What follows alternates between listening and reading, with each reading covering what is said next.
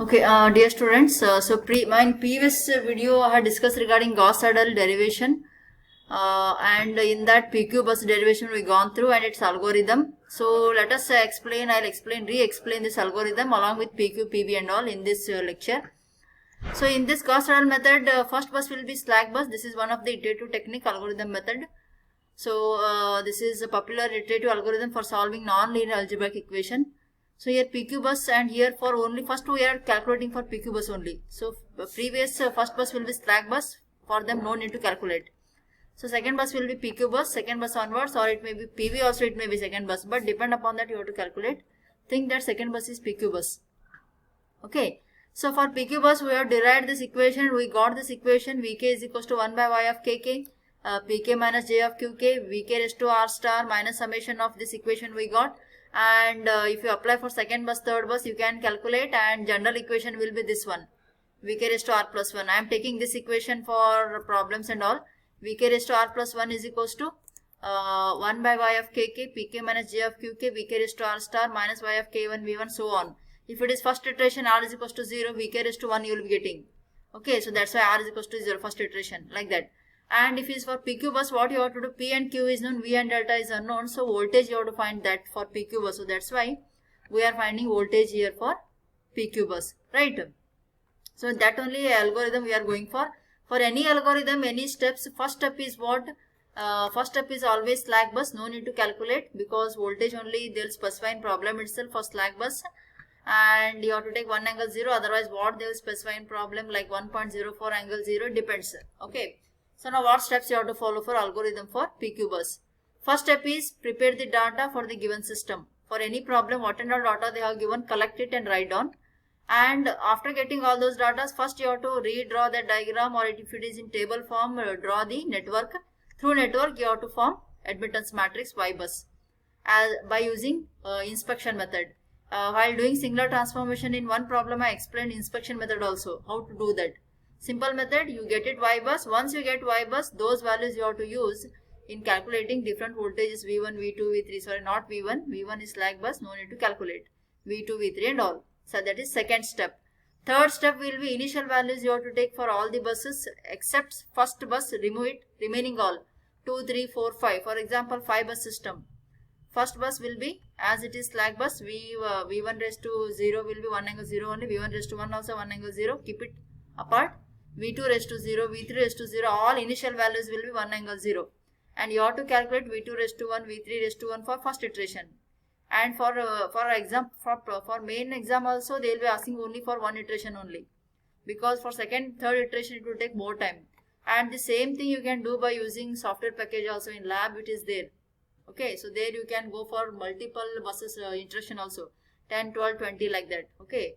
It won't take much time also to get answer, but for exam point of view, only one iteration you have to do. Whatever values you are getting, V2 raised to 1, we have to update in V3. Now initial values, V2 raised to 0, V3 raised to 0, all you have to take it 1 angle 0 only.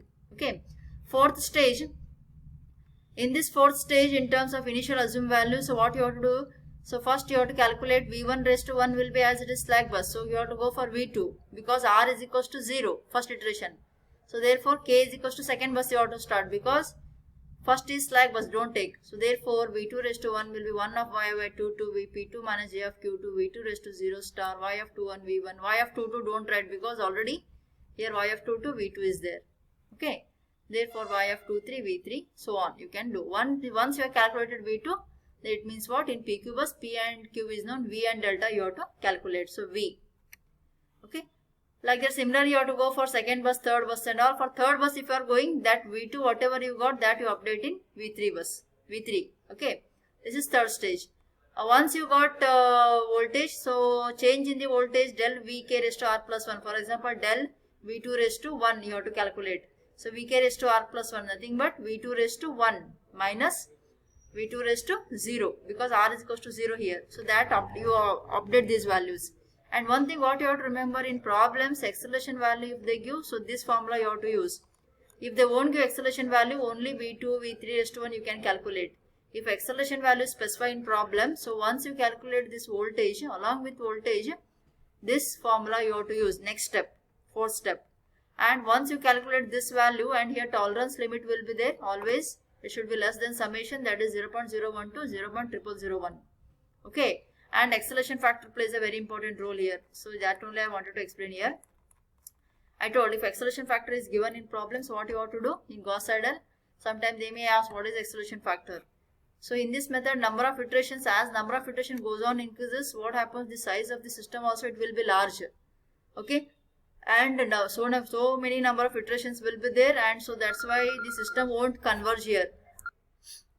Okay, so as number of iteration goes on increase, what happens, so that's why we want to get answer within a specified time. So that's why system has to converge within a fraction of seconds. To get that system converge within a fraction of seconds, acceleration factor plays a very important role. So that's why rate of convergence can be increased by use of acceleration factor. Okay, within a fraction of second, the solution we can obtain each iteration. Okay, acceleration factor is a multiplier, so that enhances the correction between values of voltage in two successive iterations, right? Okay, so now how to find this acceleration factor? This is the Vk raised to r plus 1 accelerated, that is equals to Vk raised to r plus alpha Vk raised to r plus 1 minus Vk raised to r. So r is nothing but iteration. First iteration means r is equals to 0 you have to keep. Okay, and for always you have to start with second bus onwards, V2. So V2 r is equals to 0 first iteration. Second bus why? Because first bus is slack bus. Therefore, V2 raised to 1 is equals to V2 raised to 0 plus alpha V2 raised to 1 minus V2 raised to 0. So like that. This is for second bus. Same thing you have to go for third bus and all. If third bus is PQ bus only, you have to apply this. Only for PQ I am telling. For PV you won't get acceleration factor. Okay. So this is the, what is this acceleration factor? Always the value is in between 1.2 to 1.6. Okay.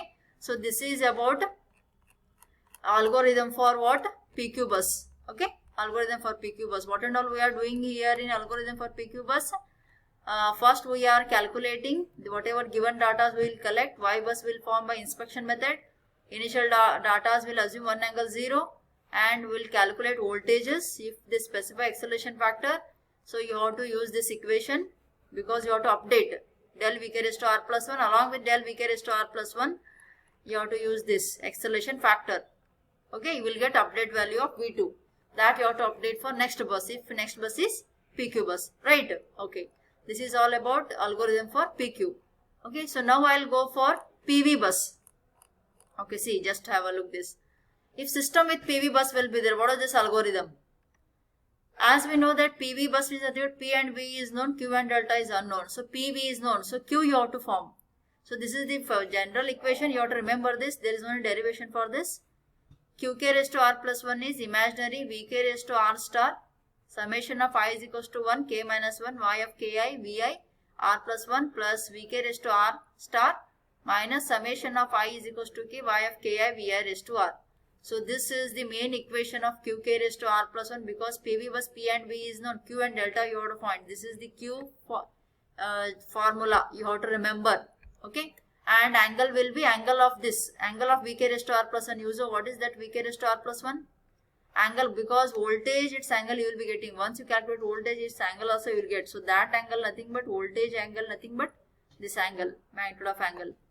So angle will be, what is this Vk raised to r plus 1? 1 by y of kk, pk minus j of qk, Vk raised to r star minus summation of this same thing. Whatever we will get for Vk raised to r plus 1 Gauss-Seidel method. Okay. Q and delta you have to find for PV bus, and this equation you have to remember. And what steps you have to follow? First you compute Q value, first iteration. Afterwards calculate voltage, its magnitude means this angle, whatever voltage you will get, that angle nothing but delta value. And in PV bus voltage they will specify, that voltage you have to take. Voltage they will specify in problem PV bus. Therefore Vk raised to r plus 1 is Vk specified angle. So this you keep because while doing problem, if you do problem, these steps you can remember easily. Okay, new value of voltage, Vk specified this. And one thing for PV bus, some limits will be there. I told always PV bus Q value will be there, it should be within limit. Whatever found value of Q, if Q value if you are calculating, if it is within limit, proceed for PV. If it is not within limit, go for PQ. It will switch from PV to PQ. Okay, like that will be there in PV bus. So this Q limits within minimum and maximum. Okay. And check it the Q limits, if it is within minimum maximum no problem. If it is out of limit, for example, if Q is within limit no problem. If it is out of limit, for example, if it is greater than maximum, So what you have to keep? Q is equals to Q maximum value you have to take. If it is less than minimum, that minimum value you have to take. For example, 1, if it is varying in between 0.2, 0.1 to 1, think that. Otherwise 1 to 2. If it is varying in between 1 and 2 value. If it is less than 1, so Q value, that value you have to take and keep it in PQ bus. Because it is violating condition here. If it is greater than maximum, so that time what happens? This maximum value, whatever it is violating that condition, that value you have to take, and that has to be used for next, that has to be used for new value of Q. Okay, if it is violating minimum value, that minimum value you have to take, that will be for, that value you have to use to calculate for voltage. While doing problem, you will come to know. If it is violating condition, what you have to take. Okay. If it is violating maximum value, that maximum value you have to take. If it is violating minimum value, that minimum value you have to take. If it is within limit, no problem. Okay.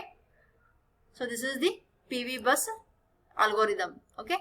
So this is in today's lecture I have gone through algorithm for PQ, PV, and previous lecture I have gone for derivation of Gauss-Seidel. In Gauss-Seidel we are getting derivation for PQ as well as PV bus, its algorithm also. Okay, this is the algorithm for PQ. So this is the Gauss-Seidel derivation we have done. This is the main equation, and we can apply for different buses, PQ algorithm, PV algorithm. With this algorithm we will go for flowcharts. Thank you.